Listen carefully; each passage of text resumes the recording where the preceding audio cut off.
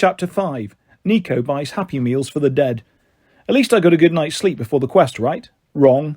That night in my dreams I was in the stateroom of the Princess Andromeda. The windows were open on a moonlit sea. Cold wind rustled the velvet drapes. Luke knelt on a Persian rug in front of the golden sarcophagus of Kronos. In the moonlight, Luke's blonde hair looked pure white. He wore an ancient Greek chiton and a white himation, a kind of cape that flowed down his shoulders. The white clothes made him look timeless and a little unreal, like one of the minor gods on Mount Olympus. The last time I'd seen him, he'd been broken and unconscious after a nasty fall from Mount Tam. Now, he looked perfectly fine, almost too healthy. Our spies report success, my lord, he said. Camp Half-Blood is sending a quest, as you predicted. Our side of the bargain is almost complete. Excellent. The voice of Kronos didn't so much speak as pierced my mind like a dagger. It was freezing with cruelty. Once we have the means to navigate, I will lead the vanguard through myself. Luke closed his eyes as if collecting his thoughts. My lord, perhaps it is too soon. Perhaps Krios or Hyperion should lead. No. The voice was quiet, but absolutely firm. I will lead. One more heart shall join our cause, and that will be sufficient. At last I shall rise fully from Tartarus. But the form, my lord. Luke's voice started shaking. Show me your sword, Luke Castellan. A jolt went through me. I realised I'd never heard Luke's last name before. It had never even occurred to me. Luke drew his sword. Backbiter's double edge glowed wickedly, half steel, half celestial bronze.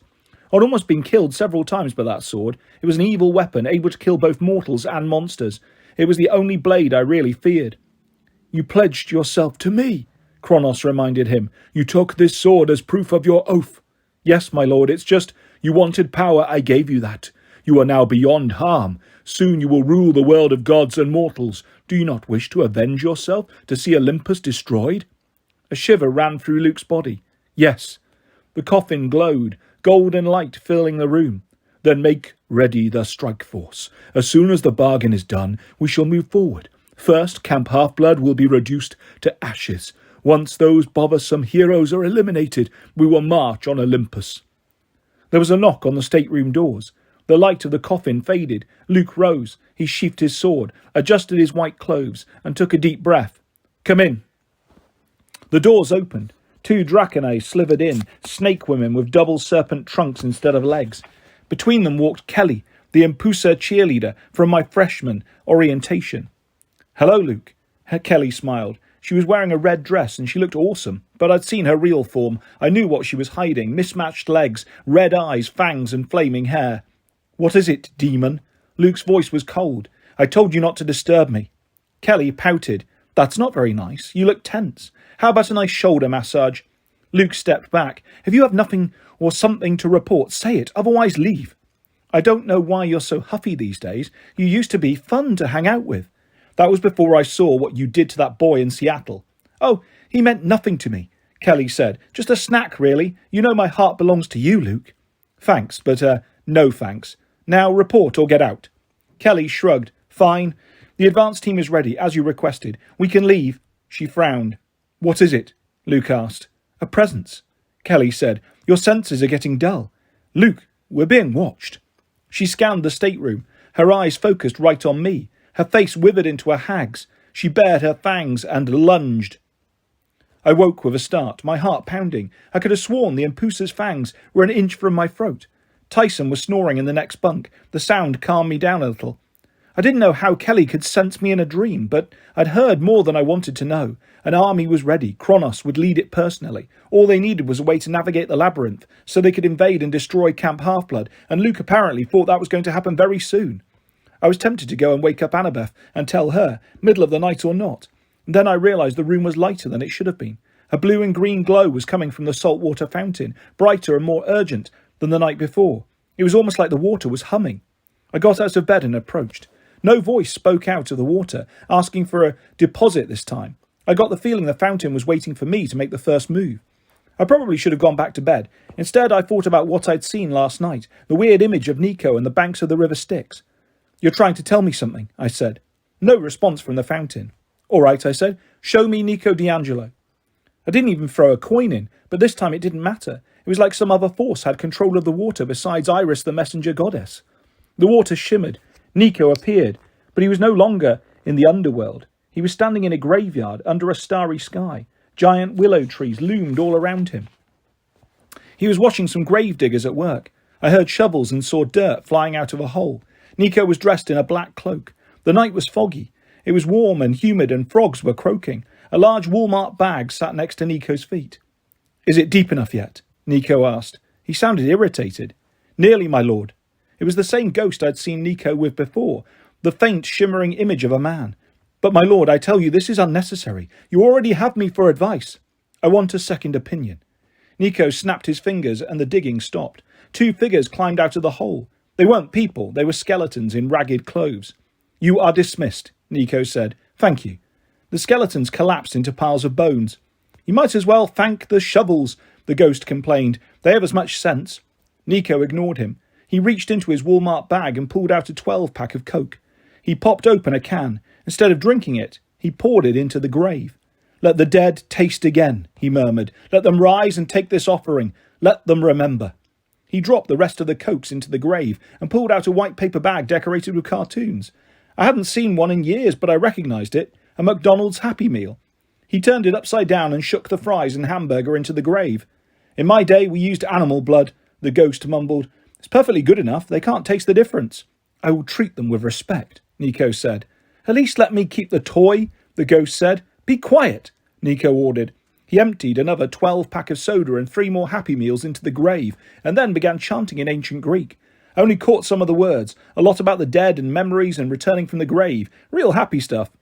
The grave started to bubble. Frothy brown liquid rose to the top like the whole thing was filling with soda. The fog thickened. The frogs stopped croaking. Dozens of figures began to appear among the gravestones. Bluish, vaguely human shapes. Nico had summoned the dead with Coke and cheeseburgers. "There are too many," the ghost said nervously. "You don't know your own powers." "I've got it under control," Nico said, though his voice sounded fragile. He drew his sword, a short blade made of solid black metal. I'd never seen anything like it. It wasn't celestial bronze or steel, iron maybe. The crowd of shades retreated at the sight of it. "One at a time," Nico commanded. A single figure floated forward and knelt at the pool. It made slurping sounds as it drank. Its ghostly hand scooped French fries out of the pool. When it stood again, I could see it much more clearly. A teenage guy in Greek armour. He had curly hair and green eyes, a clasp shaped like a seashell on his cloak. "Who are you?" Nico said. "Speak." The young man frowned as if trying to remember, and then he spoke in a voice like dry, crumpling paper. I'm Theseus." No way, I thought. This couldn't be the Theseus. He was just a kid. I'd grown up hearing stories about him fighting the Minotaur and stuff, but I'd always pictured him as this huge, buff guy. The ghost I was looking at wasn't strong or tall, and he wasn't any older than I was. "How can I retrieve my sister?" Nico asked. Theseus's eyes were lifeless as glass. "Do not try. It is madness. Just tell me." "My stepfather died," Theseus remembered. "He threw himself into the sea because he thought I was dead in the labyrinth. I wanted to bring him back, but I could not." Nico's ghost hissed. "My lord, the soul exchange. Ask him about that." Theseus scowled. "That voice. I know that voice." "No, you don't, fool," the ghost said. "Answer the Lord's questions and nothing more." "I know you," Theseus insisted, as if struggling to recall. "I want to hear about my sister," Nico said. "Will this quest into the labyrinth help me to win her back?" Theseus was looking for the ghost, but apparently couldn't see him. Slowly he turned his eyes back on Nico.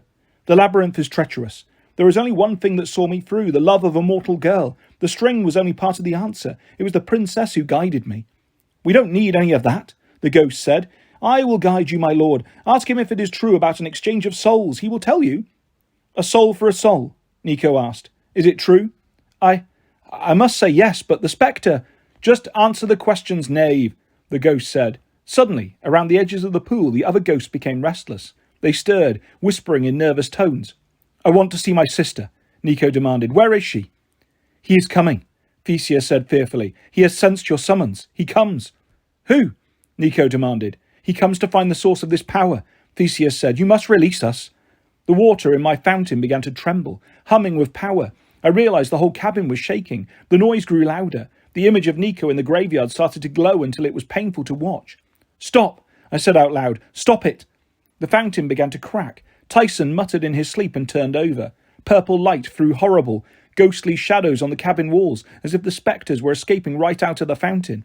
In desperation, I uncapped Riptide and slashed at the fountain, cleaving it in two. Salt water spilled everywhere, and the great stone font crashed to the floor in pieces. Tyson snorted and muttered, but he kept sleeping. I sank to the ground, shivering from what I'd seen. Tyson found me there in the morning, still staring at the shattered remains of the saltwater fountain. Just after dawn, the quest group met at Zeus's Fist. I'd packed my backpack, thermos with nectar, bag of ambrosia, bedroll, rope, clothes, flashlights, and lots of extra batteries. I had Riptide in my pocket. The magic shield wristwatch Tyson had made for me was on my wrist. It was a clear morning. The fog had burned off and the sky was blue. Campers would be having their lessons today, flying Pegasi and practicing archery and scaling the lava wall. Meanwhile, we would be heading underground. Juniper and Grover stood apart from the group. Juniper had been crying again, but she was trying to keep it together for Grover's sake. She kept fussing with his clothes, straightening his rasta cap and brushing goat fur off his shirt.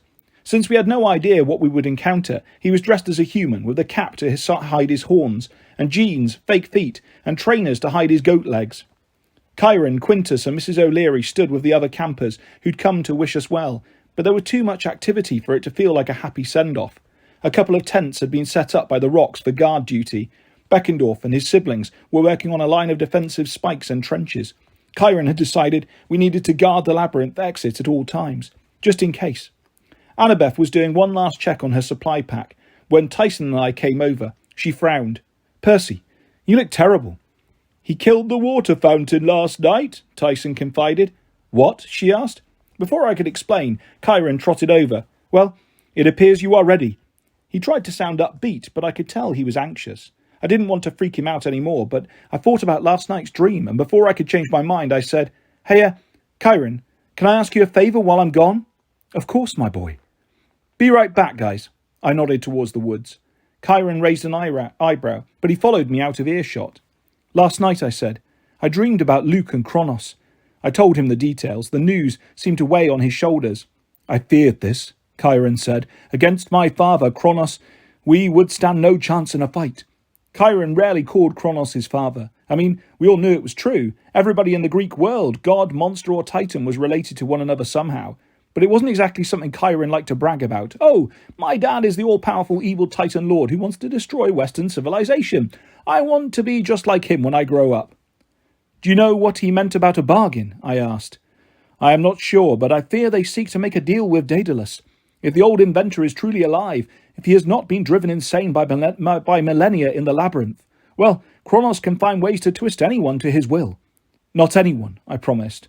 Chiron managed a smile. "No, perhaps not anyone. But Percy, you must beware.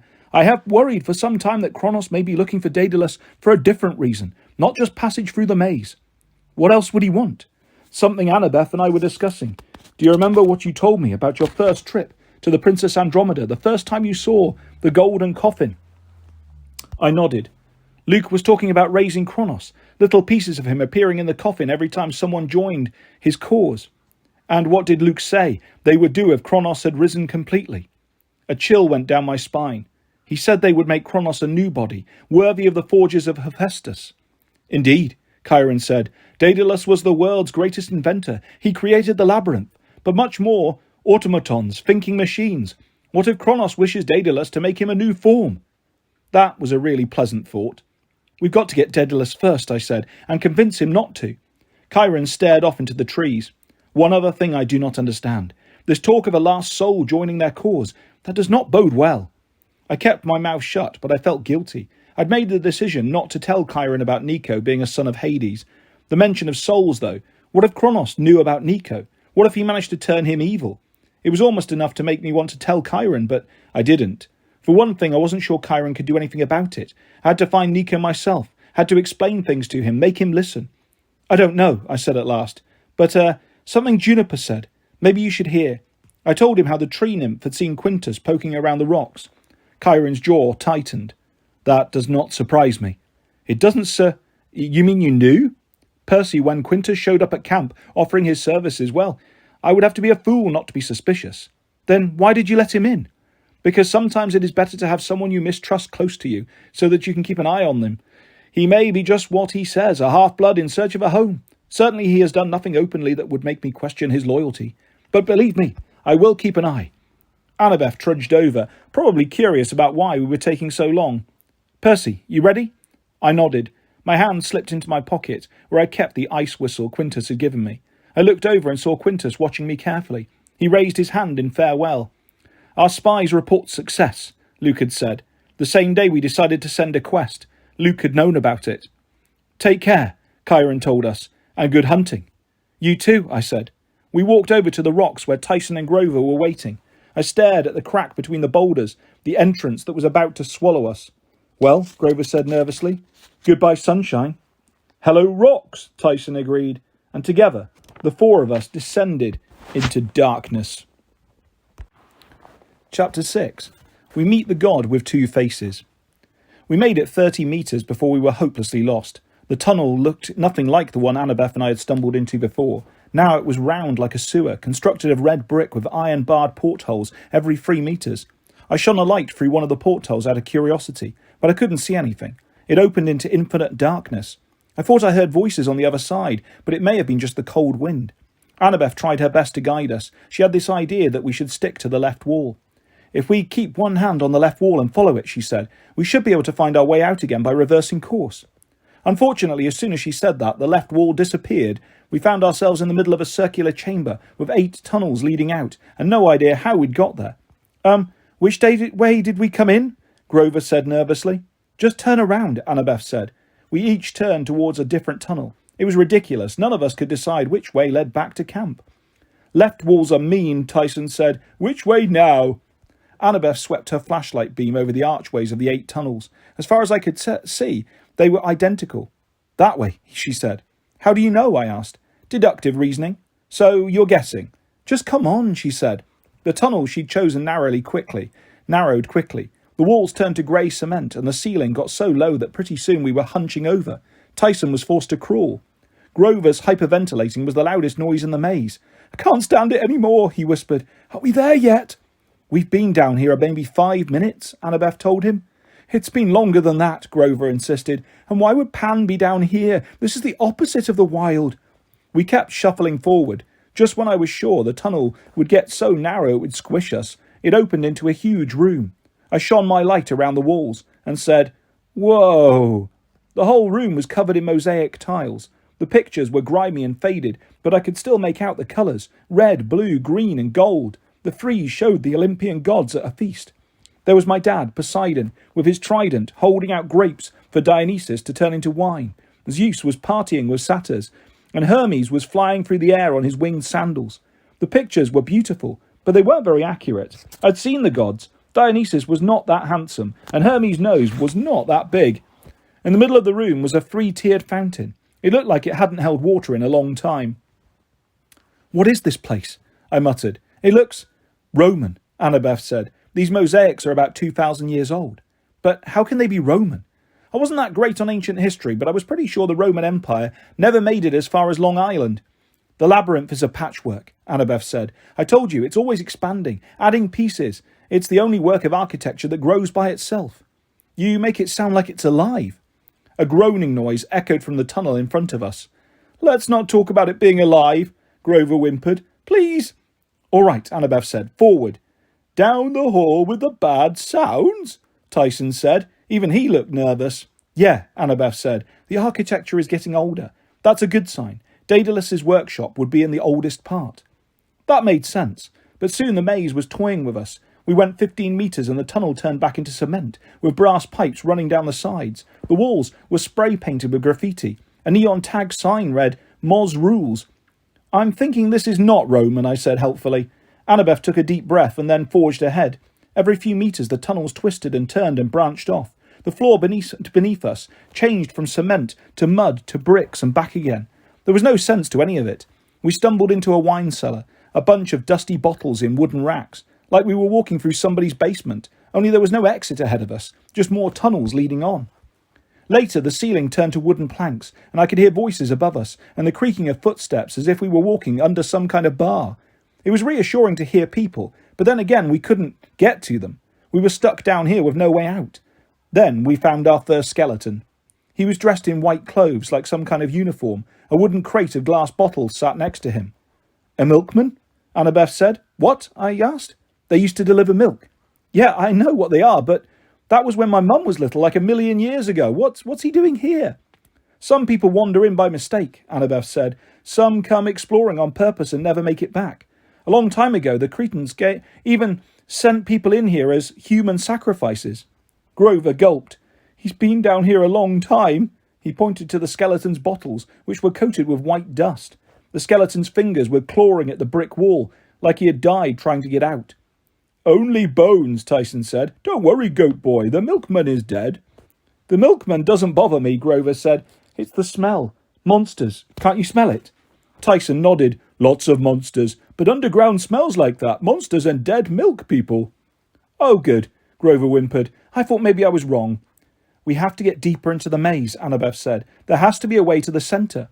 She led us to the right and then the left, through a corridor of stainless steel like some kind of air shaft, and we arrived back in the Roman tile room with a fountain.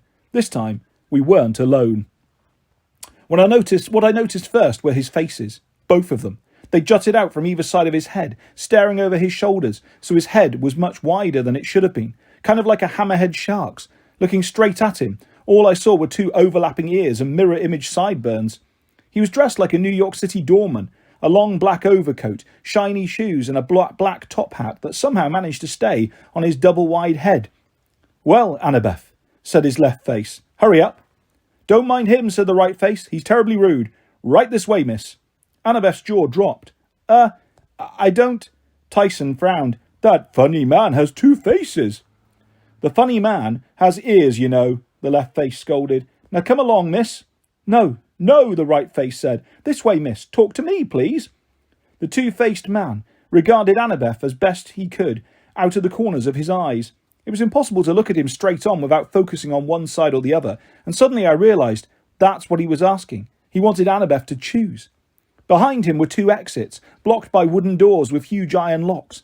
They hadn't been there our first time through the room. The two-faced doorman held a silver key, which he kept passing from his left hand to his right hand. I wondered if this were a different room completely, but the frieze of gods looked exactly the same. Behind us, the doorway we'd come through had disappeared, replaced by more mosaics. We wouldn't be going back the way we'd come. The exits are closed, Annabeth said. Duh, the man's left face said. Where do they lead? She asked. One probably leads the way you wish to go, the right face said encouragingly. The other leads to certain death. I know who you are, Annabeth said. Oh, you're a smart one, the left face sneered. But do you know which way to choose? I don't have all day. Why are you trying to confuse me? Annabeth asked. The right face smiled. You're in charge now, my dear. All the decisions are on your shoulders. That's what you wanted, isn't it? We know you, Annabeth, the left face said. We know what you wrestle with every day. We know your indecision. You will have to make your choice sooner or later, and the choice may kill you. I didn't know what they were talking about, but it sounded like it was about more than a choice between doors. The colour drained out of Annabeth's face. No, I don't. Leave her alone, I said. Who are you, anyway? I'm your best friend, the right face said. I'm your worst enemy, the left face said. I'm Janus, both faces said in harmony. God of doorways, beginnings, endings, choices. I'll see you soon enough, Percy Jackson, said the right face. But for now it's Annabeth's turn. He laughed giddily. Ha ha ha ha ha ha! Such fun! Shut up, his left face said. This is serious. One bad choice can ruin your whole life. It can kill you and all your friends, but no pressure, Annabeth. Choose. With a sudden chill, I remembered the words of the prophecy, the child of Athena's final stand. Don't do it, I said. I'm afraid she has to, the right face said cheerfully. Annabeth moistened her lips. I choose... Before she could point to a door, a brilliant light flooded the room. Janus raised his hands to either side of his head to cover his eyes. When the light died, a woman was standing at the fountain. She was tall and graceful, with long hair the colour of chocolate, braided in plaits with gold ribbons. She wore a simple white dress, but when she moved, the fabric shimmered with colours like oil on water. Janus, she said, are we causing trouble again? No, milady, Janus's right face stammered. Yes, the left face said. Shut up, the right face said. Excuse me, the woman asked. Not you, milady. I was talking to myself. I see, the lady said. You know very well your visit is premature. The girl's time has not yet come. So, I give you a choice. Leave these heroes to me, or I shall turn you into a door and break you down. What kind of door? The left face asked. Shut up, the right face said. Because French doors are nice, the left face mused. Lots of natural light. Shut up, the right face wailed. Not you, my lady. Of course I'll leave. I was just having a bit of fun, doing my job, offering choices. Causing indecision, the woman corrected. Now be gone. The left face muttered, Party pooper? And then he raised his silver key, inserted it into the air, and disappeared. The woman turned towards us, and fear closed around my heart. Her eyes shone with power.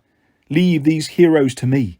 That didn't sound good. For a second I almost wished we could have taken our chances with Janus, but then the woman smiled. You must be hungry, she said. Sit with me and talk. She waved her hand, and the old Roman fountain began to flow. Jets of clear water sprayed into the air. A marble table appeared, laden with platters of sandwiches and pitchers of lemonade. Who are you? I asked. I am Hera, the woman smiled. Queen of Heaven. I'd seen Hera once before, at the Council of the Gods, but I hadn't paid much attention to her. At the time, I'd been surrounded by a bunch of other gods who were debating whether or not to kill me. I didn't remember her looking so normal. Of course, gods are usually 7 meters tall when they're on Olympus, so that makes them look a lot less normal. But now Hera looked like a regular mum. She served us sandwiches and poured lemonade. Grover, dear, she said, use your napkin, don't eat it. Yes, Mum, Grover said. Tyson, you're wasting away. Would you like another peanut butter sandwich? Tyson stifled a belch. Yes, my nice lady. Queen Hera, Annabeth said. I can't believe it. What are you doing in the labyrinth? Hera smiled. She flicked one finger, and Annabeth's hair combed itself. All the dirt and grime disappeared from her face. I came to see you, naturally, the goddess said. Grover and I exchanged nervous looks. Usually when gods came looking for you, it's not out of the goodness of their hearts, it's because they want something. Still, that didn't keep me from chowing down on turkey and Swiss cheese sandwiches and crisps and lemonade. Hadn't realised how hungry I was. Tyson was inhaling one peanut butter sandwich after another, and Grover was loving the lemonade, crunching the styrofoam cup like an ice cream cone. I didn't think, Annabeth faltered. Well, I didn't think you liked heroes. Hera smiled indulgently. Because of that little spat I had with Hercules? Honestly, I got so much bad press because of one disagreement. Didn't you try to kill him, like, a lot of times? Annabeth asked. Hera waved her hand dismissively. Water under the bridge, my dear. Besides, he was one of my loving husband's children by another woman. My patience wore thin. I'll admit it. But Zeus and I have had some excellent marriage counselling sessions since then. We've aired our feelings and come to an understanding, especially after that last little incident. You mean when he sired Thalia? I guessed, but immediately wished I hadn't. As soon as I said the name of our friend, the half-blood daughter of Zeus, Hera's eyes turned towards me frostily. Percy Jackson, isn't it? One of Poseidon's children. I got the feeling she was thinking of another word besides children. As I recall, I voted to let you live at the winter solstice. I hope I voted correctly. She turned back to Annabeth with a sunny smile. At any rate, I certainly bear you no ill will, my girl. I appreciate the difficulty of your quest, especially when you have troublemakers like Janus to deal with. Annabeth lowered her gaze. Why was he here? He was driving me crazy. Trying to, Hera agreed. You must understand, the minor gods like Janus have always been frustrated by their small parts to play in the universe. Some, I fear, have little love for Olympus and could easily be swayed to support the rise of my father. Your father, I said. Oh, right. I'd forgotten that Kronos was Hera's dad too, along with Zeus, Poseidon and all the eldest Olympians. I guess that made Kronos my grandfather, but that thought was so weird I put it out of my mind. We must watch the minor gods, Hera said. Janus, Hecate, Morpheus, they give lip service to Olympus, and yet that's where Dionysus went, I remembered. He was checking on the minor gods. Indeed. Hera stared at the fading mosaics of the Olympians. You see, in times of trouble, even gods can lose faith. They start putting their trust in the wrong things, petty things. They stop looking at the big picture and start being selfish. But I'm the goddess of marriage, you see. I'm used to perseverance. You have to rise above the squabbling and chaos and keep believing. You have to always keep your goals in mind. What are your goals? Annabeth asked. She smiled. To keep my family, the Olympians, together, of course. At the moment, the best way I can do that is by helping you. Zeus does not allow me to interfere much, I'm afraid, but once every century or so for a quest I care deeply about, he allows me to grant a wish. A wish? Before you ask it, let me give you some advice, which I can do for free. I know you seek Daedalus. His labyrinth is as much a mystery to me as it is to you. But if you want to know his fate, I would visit my son Hephaestus at his forge. Daedalus was a great inventor, a mortal after Hephaestus's heart.